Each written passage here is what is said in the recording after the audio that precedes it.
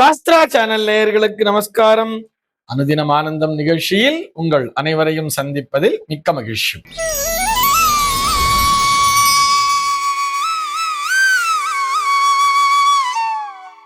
இன்று 21/3/2026 இந்த நாள் குறித்து பஞ்சாங்கம் என்ன சொல்றதுன்னு பார்க்கலாம் வாங்கோ. இன்றைய தினம் விஸ்வாவசு வருடம் பங்குனி மாதம் 7ஆம் தேதி சனிக்கிழமை. திதி பார்த்தோம்னா வளர்பிறை திருத்தியை திதி இரவு 11:56 வரைக்கும் இருக்கு. அதனைத் தொடர்ந்து வளர்பிறை சதுர்த்தி திதியானது வந்து விடுகிறது. இன்னைக்கு நட்சத்திரம் பார்த்தோம்னா அஸ்வினி நட்சத்திரம் இரவு 12:36 வரைக்கும் இருக்கு. அதனைத் தொடர்ந்து பரணி நட்சத்திரம் என்பதும் வந்து விடுகிறது. இந்த நாள் முழுவதுமே ஒரு சித்த யோகம் கூடிய நாளாக அமைந்திருக்கிறது. இது போக பஞ்சாங்கத்திலே வரக்கூடிய யோகம் அப்படின்னு சொல்லி பார்த்தோம்னா இன்றைக்கு மாகேந்திரம் அப்படிங்கிற ஒரு நாம யோகத்தை கொடுத்திருக்கா. கரணம் பார்த்தோம்னா தைத்திலம் அப்படிங்கிற ஒரு கரணத்தை கொடுத்திருக்கா. இந்த நாளானது ஒரு சமநோக்கு நாளாக அமைந்திருக்கிறது. இன்னைக்கு என்ன ஸ்பெஷல் அப்படின்னு சொல்லி பார்த்தோம்னா இன்றைய தினம் பஞ்சாங்கத்திலே அருந்ததி விரதம் அப்படிங்கிறத கொடுத்திருப்பா. இது போக சௌபாகிய கௌரி விரதம் அப்படிங்கிறத கொடுத்திருக்கா. இது போக இன்றைய தினம் உத்தம மன்வாதி அப்படிங்கிறத பஞ்சாங்கத்துல கொடுத்திருப்பா. ஒரு வருடத்திலே 96 நாட்கள் முன்னோர் வழிபாட்டிற்குரிய நாட்களாக வரும். அந்த வரிசையிலே இன்றைய தினம் அந்த மன்வாதி ஸ்ராத்தம் அப்படின்னு சொல்லுவா. இந்த நாளும் ஒரு நாளாக அமைந்திருக்கிறது. ஆக இன்றைய தினம் அவசியம் முன்னோர் வழிபாட்டினை மேற்கொள்ள வேண்டியது என்பதற்காக நினைவூட்டுகிறோம். இது போக இன்றைய தினமானது நம்முடைய இஸ்லாமிய சகோதரர்கள் அந்த ஈகை திருநாள் கொண்டாடி வருவார் இல்லையா, அந்த ரமலான் பண்டிகை திருநாளாகவும் அமைந்திருக்கிறது. சென்னையை பொறுத்தவரை இன்றைய தினத்தினுடைய சூரிய உதயம் என்பது காலை 6:16 சூரிய அஸ்தமனம் என்பது மாலை 6:16 சம்பவிக்கிறது. சந்திர உதயம் பார்த்தோம்னா காலை 7:46 சந்திர அஸ்தமனம் என்பது இரவு 8:36 சம்பவிக்கிறது. பிரம்ம முகூர்த்தம் பார்த்தோம்னா நாளைய தினம் அதிகாலை 4:39 முதல் காலை 6:15 வரையில் நீடித்திருக்கிறது. சென்னையை பொறுத்தவரை இன்றைய தினத்தினுடைய ராகு காலம் என்பது காலை 9:16 முதல் பகல் 10:46 வரையிலும், யமகண்டம் என்பது மதியம் 1:46 முதல் 3:16 வரையிலும், குளிகை காலம் என்பது காலை 6:16 முதல் 7:46 வரையிலும் சம்பவிக்கிறது. தினாந்தம் பார்த்தோம்னா இன்றைய தினம் இரவு 1:45 கொடுத்திருக்கா. சூலம் பார்த்தோம்னா இன்றைக்கு கிழக்கே சூலம் காலை 9:28 வரையில் அந்த சூல தோஷம் என்பது உண்டு.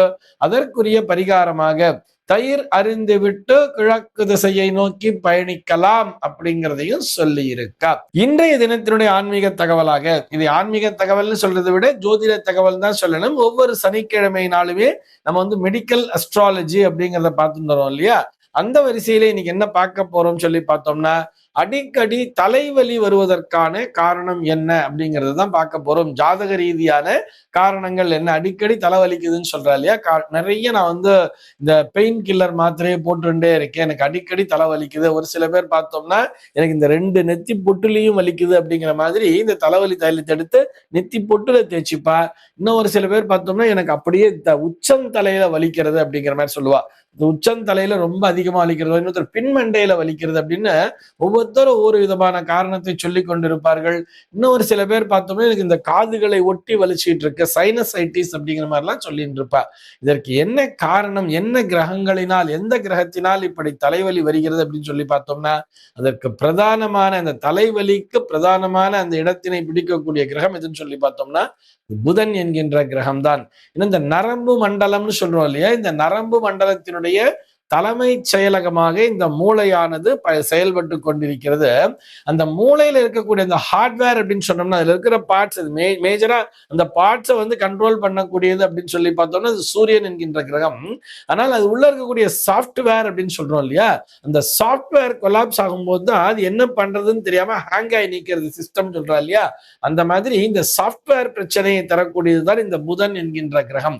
இதுல பார்த்தோம்னா இந்த புதனுடைய வலிமை, அதாவது லக்னத்திலேயே புதன் இருக்க பிறந்தவர்களுக்கு தலைவலிங்கிறது வரத்தான் செய்யும். லக்னத்திலேயே புதன் இருந்தாலும் சரி, அல்லது புதனினுடைய ராசியை, அந்த புதனினுடைய லக்னம் அப்படின்னு சொல்லக்கூடிய மிதுனம் அல்லது கன்னி ராசிகளிலே பிறந்தவர்களுக்கும், அல்லது மிதுன லக்னம் அல்லது கன்னியா லக்னத்திலே பிறந்தவர்களுக்கும் தலைவலி வருவது என்பது இயற்கையான ஒரு விஷயமா இருக்கும்.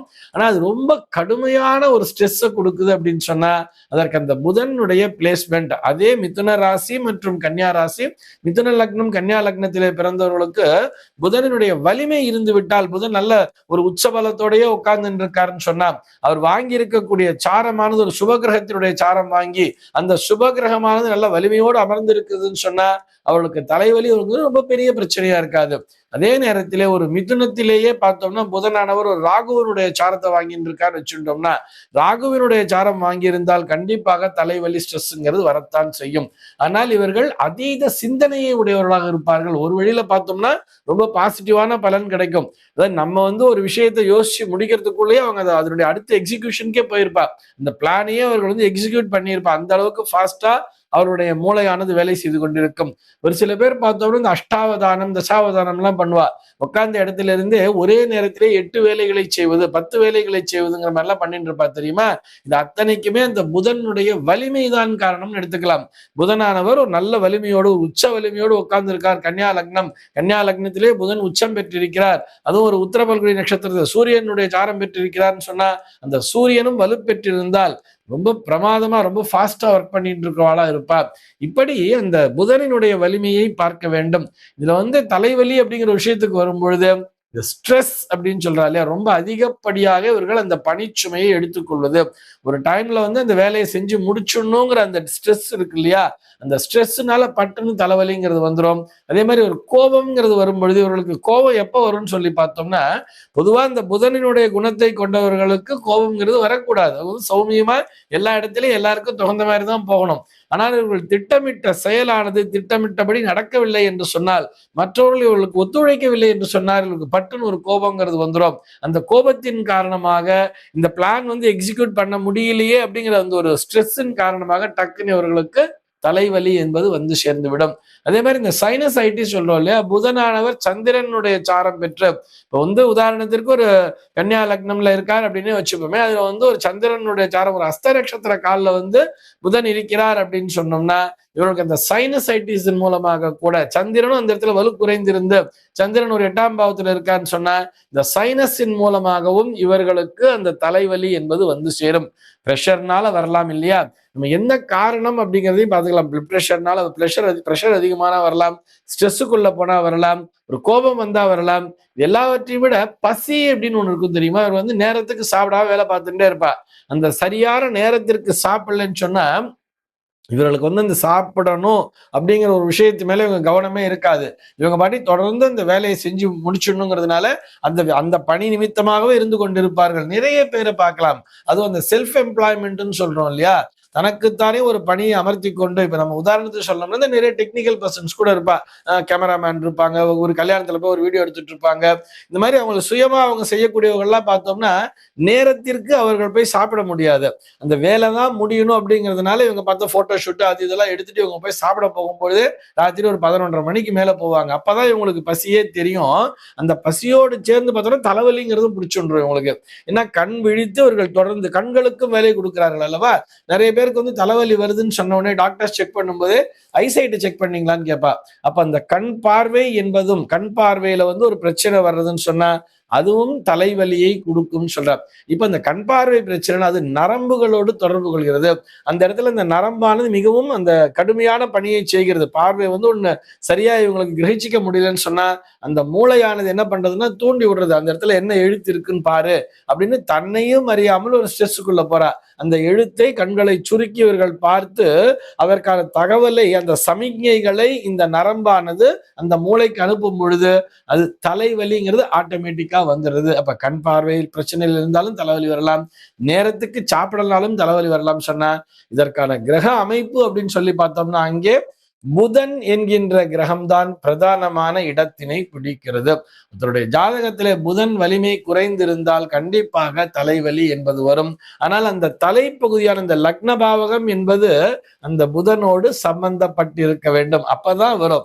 வெறுமனே நமக்கு புதன் சம்பந்தம் இல்லாத ஒரு லக்னமா இருக்கு, நான் வேற ஏதோ ஒரு லக்னத்துல பிறந்திருக்கேன்னு சொன்னா கூட, உதாரணத்திற்கு ஒரு துலா லக்னத்தில் பிறந்தவர்களுக்கு தலைவலி வராதான்னா கண்டிப்பாக வரும். அவர்களை பொறுத்த வரைக்கும் அந்த 12ஆம் பாவகம் மற்றும் 9ஆம் பாவத்திற்கு அதிபதி புதன் அவருடைய பிளேஸ்மெண்ட்டுக்கு தகுந்த மாதிரி 12ஆம் பாவகத்து அதிபதி புதன் ஒரு பிளேஸ்மெண்ட் சரியா இல்லை அப்படின்னு சொன்னோம்னா இவர்களுக்கு உறக்கமின்மைங்கிற ஒரு விஷயம் இருக்கும் தெரியுமா.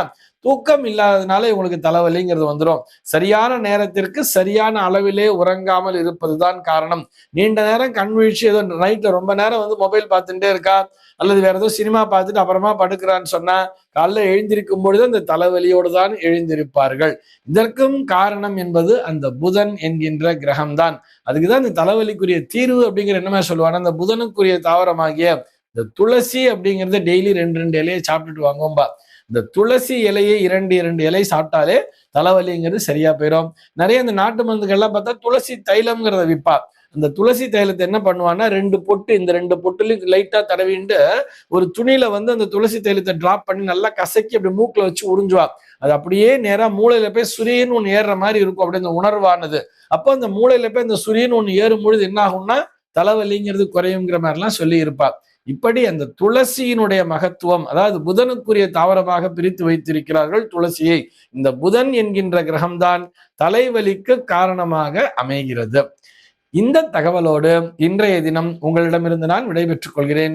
மீண்டும் உங்கள் அனைவரையும் நாளைய தினம் ஒரு புதிய தகவலோடு சந்திக்கிறேன். நண்பர்கள் அனைவருக்கும் அனுதினமும் ஆனந்தமாய் அமைய பிரார்த்திக்கிறேன்.